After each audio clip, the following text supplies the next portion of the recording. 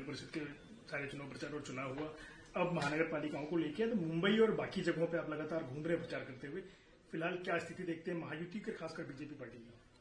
नहीं, महायुति जहां जहां हम लोग लड़ रहे हैं, भारतीय जनता पक्ष उनकी जहां जहां लड़ रहे हैं, लोगों को इतना मालूम है कि उनका शहर अगर सुरक्षित रखना हो, उनका शहर का अगर विकास करना हो, तो भारतीय जनता पार्टी और हमारे महायुति के सिवाय दूसरा कुछ पर्याय नहीं, ऑप्शन नहीं।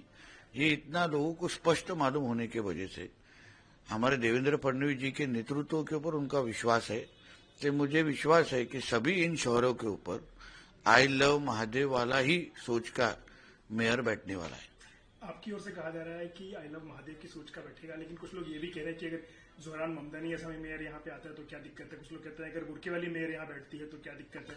कुछ लोग कह रहे हैं आई लव मोहम्मद वाला भी अगर मेयर बैठता है तो क्या दिक्कत है। तो ये धार्मिक रंग जिस तरीके से आ रहा है इस चुनाव को, मुंबई का विकास, मुंबई की इंफ्रास्ट्रक्चर, उस पर चर्चा नहीं, विकास और इंफ्रास्ट्रक्चर किसके लिए करना है? विकास और इंफ्रास्ट्रक्चर मुंबई करों के लिए करना है, जो टैक्स पेयर है उनके लिए करना है, ना कि कोई बांग्लादेशी और रोहिंगे जो मुसलमान है, जो इलीगल तरीके से आके इन शहरों में रह रहे हैं। हमारा वाटर मीटर गटर जो हक का है वो छीन के वो अपनी तादाद बढ़ा रहे हैं। जो टाटा का जो टीस का रिपोर्ट आया है वो यही तो कहता है ना कि 30% से बांग्लादेशी और रोहिंगे मुसलमान इलीगल तरीके से मुंबई में आ गए और उनकी यहाँ तादाद बढ़ रही है। वो वोटिंग भी उन्होंने वोट जिहाद के नाम पे की है। इसलिए तो किसी भी हालत से ये 15 तारीख जैसी खत्म हो जाएगी, हमारा जय श्री राम वाला मेयर उधर बैठेगा। एक भी बांग्लादेशी और रोहिंगे को हम लोग इस मुंबई में और आजू बाजू शहरों में रखेंगे नहीं, सबको यहां से निकाल देंगे। सब लोग ने अपना बैग पैक करना चाहिए। 15 तारीख डेडलाइन है। 15 तारीख के बाद हमको मालूम है उनको कहाँ कहाँ रखा है, किस किस तरीके से रखा है। उनको ना पानी मिलेगा, ना उधर का लाइट मिलेगी, बिजली मिलेगी, कुछ भी नहीं मिलेगी। उनको अपने अब्बा पाकिस्तान में रहे बैठे हुए अब्बा के पास निकल जाना है।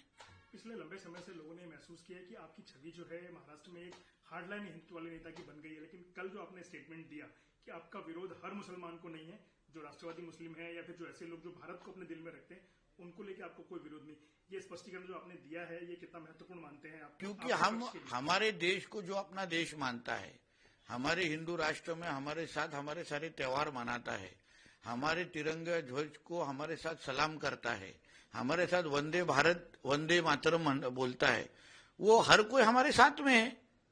हर कोई हमारे साथ में, फिर वो मुसलमान हो, कैथलिक हो, कोई भी, मगर जो इस देश के तरफ गंदी नजर से देखेगा ना, उसको हम इस देश में रखेंगे नहीं। ये हमारी पहले से भूमिका रही है, उसमें कुछ बदल नहीं। और वही कल मैंने बोल के बताया। एमएनएस और शिवसेना एक साथ आए हैं, मराठी वोट एकजुट करने का मुद्दा है, क्योंकि कोंकण का एक बहुत बड़ा हिस्सा है। अगर मराठी वोटों की बात करें मुंबई में खासकर, तो आप कनकवली से विधायक हैं। मराठी का वोट एकजुट करना है कि हिंदू के वोट बांटना है? क्या मराठी हिंदू नहीं है क्या? जैसे गुजराती हिंदू है, उत्तर भारतीय हिंदू है, सिंधी हिंदू है, ऐसा मराठी भी हिंदू ही है। इनको जब मराठी का मुद्दा, मराठी का भाषा की बात करना होती है ना, तभी ये गरीब हिंदुओं को जाके मारते हैं। कभी बहरामपाड़ा और मोहम्मद अली रोड वाले को नहीं जाके पकड़ते। जब भी कोई बुरखा वाली मेयर बनेगी, ये जब भी स्टेटमेंट आता है ना, तभी इनको बिल्कुल मिर्ची लगती नहीं है। मगर कोई उत्तर भारतीय मेयर बनेगा, जब भी कृपा शंकर सिंह बोलेंगे ना, तभी ये सब के सब को मिर्ची लगती है और ये लोग खिलाफ बात करना चालू करते हैं। इसलिए इन्होंने हिंदुओं को बांटने की सुपारी ली है जिहादियों से। ये लोग जिहादियों का काम ये दोनों कर रहे हैं, और मुंबई में रहने वाले हिंदुओं को बांटना, मराठी के नाम पे बांटना, और कल फिर बुरखा वाली को मेयर बिठाना, ये इन लोग का असली खेल है।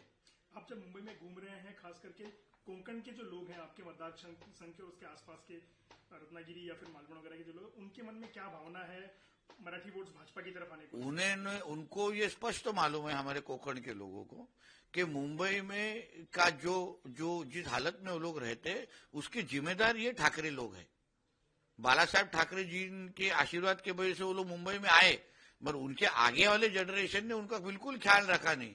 आज जिस तरीके से रत्नागिरी सिंधुदुर्ग का विकास हम लोग कर रहे, भारतीय जनता पार्टी और महायुति के माध्यम से वो विकास हो रहा है। इसलिए तो लोकसभा और विधानसभा में ठाकरे का एक ही विधायक वहां चुन के आया है, बाकी सब महायुति के विधायक और सांसद वहां चुन के आए हैं। और उसी तरीका का रिजल्ट कोकण के लोग हमको मुंबई में भी आशीर्वाद देंगे और सब जगह आशीर्वाद देंगे। आप देखिए, हाल के दिनों में एक बयान सामने आया उद्धव ठाकरे का, जहां वो भाजपा के मुंबई अध्यक्ष अमित साटम के नाम का, उनके उपनाम का साटम का चाटम ऐसा मजाक उड़ाते हुए दिखे। वो हम लोग भी ठाकरे को वाकरे ही बोलते, क्योंकि सोनिया गांधी हो, जिहादियों के सामने झुक झुक के उसका ठाकरे का वाकरे ही हो गया है। और साटम ये जो सरनेम है ना, मैं आपको बताऊं, ये हमारे कोकण में इसको बहुत अलग रिस्पेक्ट है। साटम, सावंत, परब, राणे, नाइक, ये बहुत प्रोमिनेंट सरनेम है हमारे सिंधुदुर्ग और हमारे कोकण में। उसमें अगर आप हमारे किसी भी इस तरीके से सरनेम का अगर खिल्ली उड़ाते रहेंगे ना, उसका करारा जवाब हमारे कोकण के लोग आने वाले 15 तारीख को देंगे।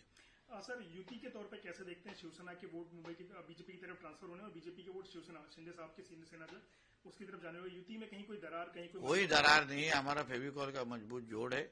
हम लोग सब के सब हमारे महायुति के बन के काम कर रहे। देखिए, हमारा फेविकॉल या जोड़ने का मेन हेतु ही है हिंदुत्व का। हम लोग किसी भी तरीके से हिंदू मतदान में बांटने देंगे नहीं।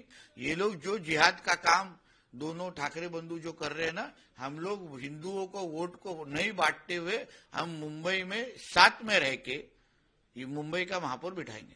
सर, अकोट में और अंबरनाथ में जो कंफ्यूजन हो गई थी, पार्टी के नेतृत्व को विचार में लिए बिना लोगों को शामिल कराया गया था, उस पर पार्टी के स्टैंड के बाद स्थिति किस तरीके से बदली है? नहीं, वो हिम्मत हुई, वो मस्ती की है ये लोग ने। ऐसा कोई मस्ती हम लोग साइन करेंगे नहीं। हिंदुत्व के ऊपर कोई कॉम्प्रोमाइज नहीं, राष्ट्रत्व के ऊपर, नेशनलिज्म पे कोई कॉम्प्रोमाइज नहीं। जो कोई भी MIM जैसे, वो कोई राजनीतिक पार्टी नहीं है। PFI और ISI और AMM में कुछ फर्क ही नहीं है। वो लोग भी टेररिस्ट ऑर्गेनाइजेशन है, वो लोग भी जिहाद करते हैं और ये लोग भी 15 मिनट की भाषा करते हैं पुलिस हटाने की। तो इस तरीके के पार्टियों के साथ हम लोग कभी जा नहीं सकते। वही भूमिका हमारे मुख्यमंत्री जी ने कल ली है और उस तरीके की कार्रवाई हुई है। कितनी सीटें देखते हैं आप BMC में? 227 में से बीजेपी शिवसेना का जो गठबंधन है उसके लिए आपके हिसाब से क्या? एक मजबूत मुंबई में महापौर आइलो महादेव का बिठाने के लिए जितनी ताकत मुंबई का हिंदू समाज पीछे खड़ा करेगा, उतनी सीटें हमको मिलेगी। जिस तरीके से लैंड आपने विधानसभा में देखे, लैंडस्लाइड विक्ट्री आई। महाराष्ट्र का जो हिंदू समाज है उसने हमको बड़े पैमाने पे आशीर्वाद दिया। वही आशीर्वाद हमको मुंबई में रहने वाला हिंदू समाज जरूर हमारे पीछे खड़ा होगा। एक आखिरी सवाल, शिवसेना उद्धव ठाकरे की तरफ से ये बात कही जा रही है कि बहुमत फिर उनके साथ रहेगा और आने वाले 5 साल कौन उनके साथ रहेगा? बहुमत उनके साथ रहेगा और आने वाले समय में 5 साल फिर BMC में सत्ता उनकी रहेगी, MNS के साथ मिलकर रहेगी। क्या कहना चाहेंगे उसके? देखिए, ऐसा है कि उनको यहाँ की सत्ता मिलाने का अधिकार ही वो खो चुके हैं। 25-30 साल से एक तरफ मुंबई में रहने वाला मराठी का पॉपुलेशन कम करना है और दूसरी तरफ में बांग्लादेश और रोहिंग्या का बढ़ाना है। ये तो इन्होंने कर दिया है। और कल अगर ये जिहाद हृदय सम्राट के हाथ में, उद्धव ठाकरे के हाथ में अगर आप लोग सत्ता दोगे ना, तो घर के अंदर भी आप पूजा पाठ कर नहीं पाओगे, अपने गलियों में जय श्री राम बोल नहीं पाओगे। भगवा पहनना मतलब डायरेक्ट उद्धव ठाकरे आपको जेल में डाल देगा, इस तरीके की हालत हमारे मुंबई में हो जाएगी।